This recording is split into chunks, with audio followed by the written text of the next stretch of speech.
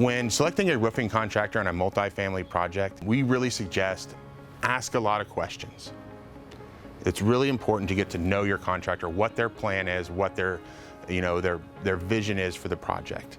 Number two is sometimes the low bid isn't always the best option. That's just usually true with most things in life. Sometimes it is too good to be true. And third is work somebody with experience, who's worked with these projects, knows these buildings, has a plan going into it, so they're not using your project as a learning experience, which can create upset tenants and all the headaches that you want to avoid. So, if you have any questions, always feel free to call Rhoden Roofing, and we'll be more than happy to answer them.